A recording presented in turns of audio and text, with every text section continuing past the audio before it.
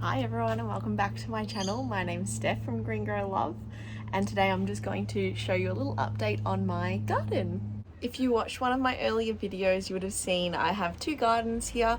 I have a courtyard garden and I also have a community garden. Not a lot's changed on the dahlias, they're still being eaten.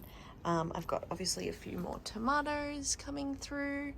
No red tomatoes as of yet. The sunflower has finally opened up here. I've discovered what this variety of tomato is. It's Tigerella. So it's got those yellow and green stripes, and it will turn into a red tomato with stripes. The florally dahlia has two buds. I'm so excited, finally. Oh, hello. There's some bees here at my sunflower. So this is opened up and this has also started branching. So we've got the main sunflower at the very top there, and then we've got all the branching sunflowers, and it looks like there's some bees. Two bees. Let's see if we can... Some bees there. Nothing really happening here. This one's looking good. It hasn't been eaten, but still no dahlias coming from it. This one has some buds coming, and another sunflower. This sunflower we saw last time, this has started to get seeds. I put some basil in some pots here. And I've eaten a few of the tomatoes from here. I've actually got two oranging ones, so they'll be really delicious to eat. And again, this dahlia is looking really good. That one at the back's not so much, but that's okay. But this one's looking great. And let's look at this dahlia. Oh, the bees will fly right at me.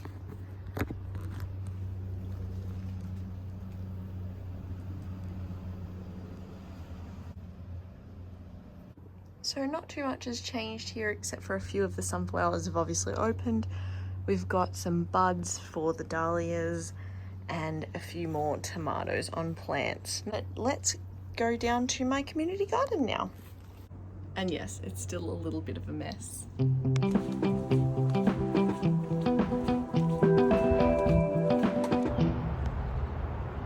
see that black bird wanting to eat all of my tomatoes.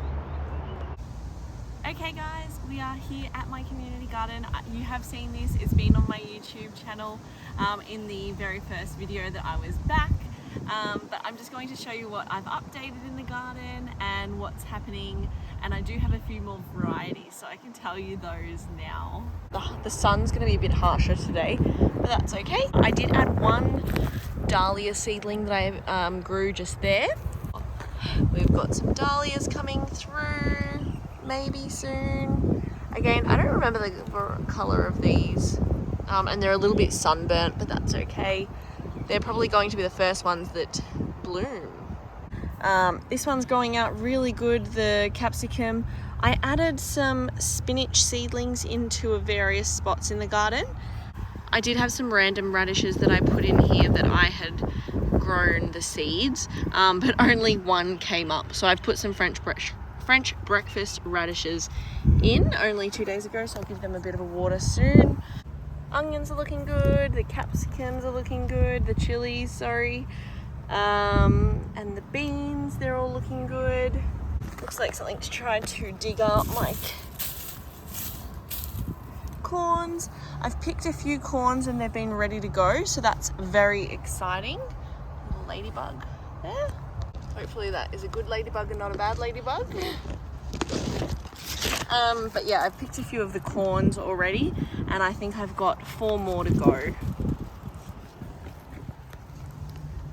Cucumbers. I planted some more spinach. And then here I've planted some beetroot. Which variety was that? Early Wonder beetroot. So I've planted them just in this area here. The chilies are looking good. I know I showed you this last week, but Corrine from the Gourmantic Garden showed me this trestle solution, so that's really working. It just helps the zucchinis stay off the ground. I did find out this variety is a yellow cherry tomato, so I didn't realize that I'd grown any yellow cherry. I believe it's called yellow honeybee cherry tomato, but I've just been picking it. It's so good. It's super delicious. So with the corn, I've learned a tip. I wonder, I should Google that to see if it is a good ladybug, because I was watching, there are some bad ones. I know most of them eat aphids and things, but there's some that eat leaves. So I might quickly Google that and see. Okay, well, in the time I tried Googling it, it says the 28 spotted or leaf ladybug are bad, but it is gone. So hopefully it was good. It was slightly orange, which was one of the characteristics of the bad ladybug, but I'm gonna be optimistic and say it's a good one.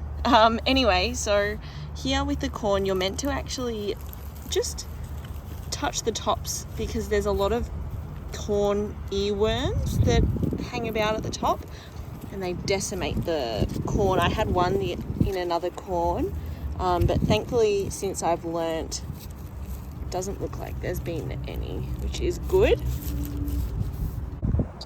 Since last time, these zucchinis have grown quite a bit actually, and they've even started putting fruit on the plant, fruit and flowers, so that's super exciting. Because I've already got so many zucchinis, I probably don't need any more, but that's okay, I can gift them. Put a spinach in, and I also have found the variety name of this one, so it's Juan Flame, so they're like an orange golf ball size tomato.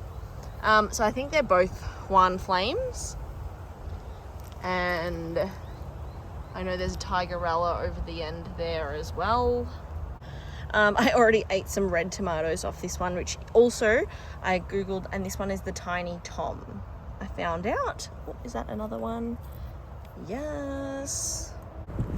So last time in my video when I was doing my garden tour, it cut me off at the end, but I was just saying I like to go up one stem, and I cut out any of the suckers from the armpits. So just like that. You can actually put these in water. Is it going to focus? Maybe not. Yes, you can actually put these in water and they grow roots, and you can then root them again. I'm okay for tomatoes, so I'm just going to pop this into my compost, which is another thing that is new in my garden, and I will show you it now. So I showed you last time I had like a pot underground, but I have since upgraded to a new compost bin. I cut the bottom of this 72 litre tub out. It's actually going to be a video on my channel quite soon. Not really in depth or anything, just giving you a little rundown of what happened. But yeah, so all the soil and the nutrients, and if there's any worms, they can go under the ground into my bed, and it has a lid so that the pests and rodents and everything can stay away, and it warms up quite a bit because it's black, obviously. But let me show you quickly now. So this is it. Those tomato suckers can go in there.